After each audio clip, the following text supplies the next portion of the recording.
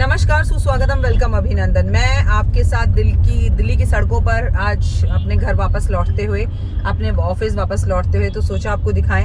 किसी एंगल से नहीं लगेगा आपको कि लॉकडाउन है, लेकिन हाँ, लोग सोशल डिस्टेंसिंग का पालन कर रहे हैं और लोगों ने मास्क भी लगा रखा है। ये जिंदगी में रेड लाइट भी कितनी कमाल की चीज है ना, हमें हमेशा स्टॉप करने के लिए बताती है, लेकिन इसके साथ दो चीजें और हैं। और वो क्या है? ग्रीन लाइट हमें चलने को बताती है कि रास्ता क्लियर है, चलो, लेकिन वहीं पर येलो लाइट जो है ना, वो हमें थोड़ा थमने को कहती है। तो आपकी और मेरी जिंदगी में ना इस वक्त येलो लाइट ही चल रही है। ना तो हमें रेड के साथ रुकना है, ना ग्रीन के साथ चलना है, येलो लाइट के साथ थोड़ा सा बस थमना है। नमस्कार, सुस्वागतम, वेलकम, अभिनंदन। मैं हूं आपके साथ आपकी अपनी होस्ट एंड दोस्त डॉक्टर वाई राखी, और आपका 5 मिनट स्टोरी पे बहुत बहुत स्वागत करती हूँ। कहानी सुनाऊं उससे पहले सामने आते इस व्यक्ति को देखिए, जिसके हाथ में श्री कृष्ण भगवान की ये मूर्ति है।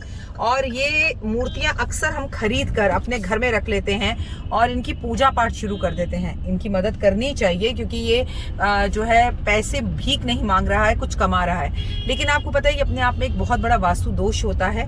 प्लास्टर ऑफ पेरिस की जो मूर्तियां होती हैं वो कहीं ना कहीं से खंडित होती हैं, टूटी हुई होती हैं, और उनमें कहीं ना कहीं कुछ प्रॉब्लम्स का सामना हमें करना ही पड़ता है। आज की कहानी बहुत मजेदार कहानी है। दो व्यक्ति थे, दोनों मर गए, मरकर यमराज के सामने पहुंचे, और यमराज से दोनों यमराज के सामने पेश किए गए। दोनों ने यमराज से बोला कि, पहला व्यक्ति बोला, अरे तुमने मुझे क्या जिंदगी दी, इतना पैसा दे दिया कि मैं दुनिया में बांटता ही रहा, और मेरी पूरी जिंदगी जो है इन्हीं चीजों में निकल गई। मुझे ऐसी जिंदगी मत देना।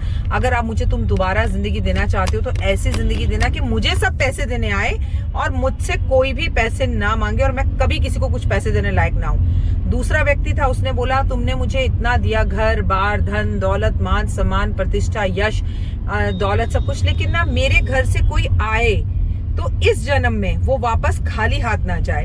तो मुझे बस इतना चाहिए कि मैं ना उतना नहीं कर पाया लोगों की मदद जितनी मुझे करनी चाहिए थी। मेरा मन उस बात से संतुष्ट नहीं है, तो अगले जन्म में मुझे इतना देना कि मेरे घर से कोई खाली हाथ ना जाए। दोनों मर गए, दोनों का रीबॉर्न हुआ, उसी गांव के अंदर हुआ। आपको पता है, जिस व्यक्ति ने कहा था कि भाई मैं किसी को कुछ नहीं देना चाहता, जो भी आए वो मुझे दे, भगवान ने उसे क्या बनाया? भगवान ने उसे भिखारी बनाया कि बस सब तेरे को ही देंगे, भीख ही मांगता रहे, क्योंकि तेरी नियत किसी और को देने की नहीं है। और जिसने कहा था कि मेरे दर से कोई खाली ना जाए, उसे उसके गांव का सबसे रईस आदमी बनाया, और उसके घर जो भी आता वो भर भर कर लेकर जाता। उसने बच्चे ने जन्म लिया, उसके माता पिता की किस्मत ही चमक गई और वो खरबोपति बन गए। तो what you give what you take, मतलब जो देते हैं वही आपको मिलता है। अगर हंसी चाहते हो तो हंसी दो, जो दो बोगे वही आप पाओगे। सीधी सी एक बात है, अगर आप हंसी चाहते हो तो किसी के चेहरे पर हंसी दो। भाई पैसा चाहते हो तो पैसा दो, बस मैं ही लेता रहूं, तो फिर लेने वाला तो कभी किसी को कुछ दे नहीं सकता। कहानी छोटी सी जरूर है, दिल्ली की सड़कों की जरूर है, एक भागती दौड़ती दुनिया की जरूर है, लेकिन कहानी यकीनन बहुत खूबसूरत है और आपको जीवन में बहुत कुछ सिखाएगी। आज संकट चौथ है, उसकी बहुत बहुत बधाई आपको, लेकिन जिंदगी में लोगों को देना सीखिए, क्योंकि जो देता है वही पाता है। कमेंट्स में जय माता दी।